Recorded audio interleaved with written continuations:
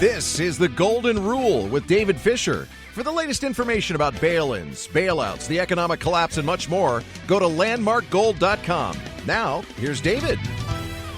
Well, welcome to the Golden Rule. This is podcast number 50, and I'm David Fischer, the CEO of Landmark Capital. You know, number 50 is a milepost, and 50 years old. I am older than that, but we hit a milepost of another year of our celebrating the freedom of our country, the Declaration of Independence, 4th of July, in this season that we're in. And around the world, there's not all this freedom, but there is some meetings that are happening that is going to cause some protesting because different people believe different things. And what I'm referring to is the G20 summit meeting that's happening at the end of the week, July 7th and 8th.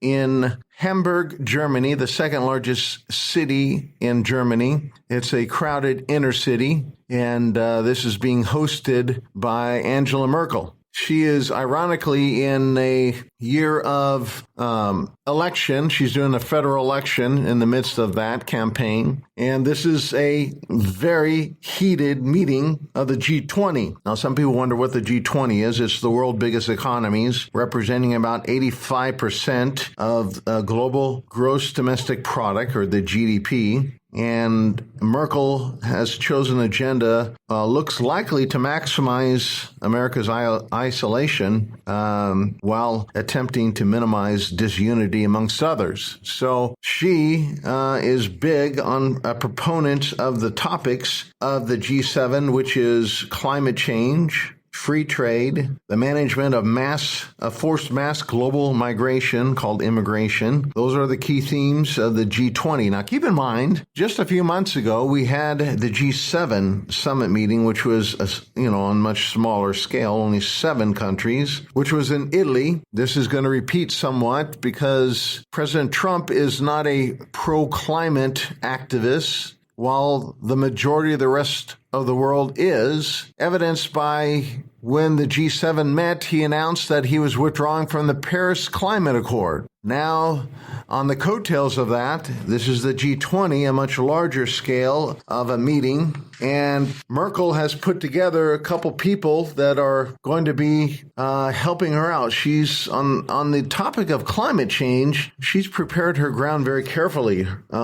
She's hosting in her country the 2 of the most allies that she needs, which is the Indian Prime Minister and the Chinese Premier. Those 2 people representing those 2 countries are very important. China is the single largest emitter of carbon, and India is 3rd. So if they follow in America in rejecting the Paris Climate Accord, the agreement, the whole process might unravel. But both countries have said previously that they will not pull out of this treaty. So they are in agreement with the head of the leadership of the G20, at least not the head, but who's hosting it, and that's Germany and Angela Merkel. But historically, America is the one that normally leads the charge. And here we are in a different entity. Now we're meeting, and we're not leading this. The German government views Trump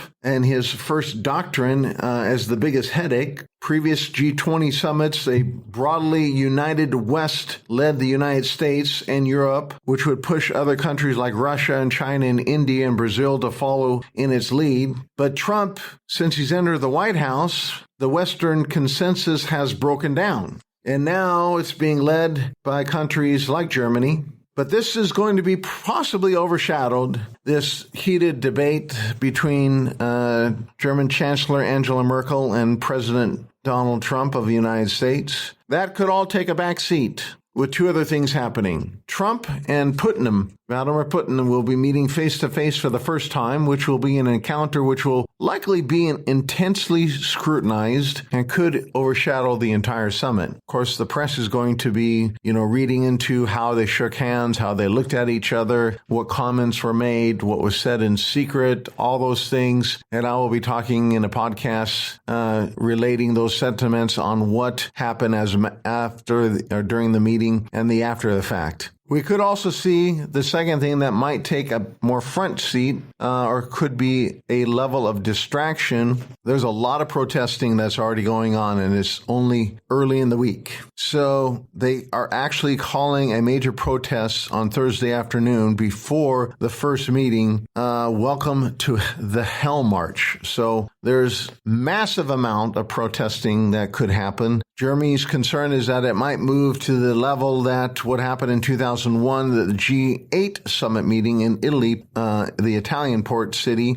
which overshadowed the whole meeting by clashes of police and an estimated of 200,000 demonstrators and a death of a 23-year-old Italian anti-globalization protester. So they don't want it to escalate at that level, and the German police are very concerned with this meeting. In fact, they've said to Chancellor Merkel, why didn't you have this out in a remote area where it was hard for protesters to get to? But she chose the city of Hamburg because she says that free trade, free choice of speech, I want the world to know that that's what we have in Germany. So we'll see how this all pans out, and I'll keep you up to speed on that in the aftermath of the G20 that will end on July 8th, Saturday. Another thing, though, that they really should be meeting on is the ironic thing is there was this big warning that I mentioned on previous podcasts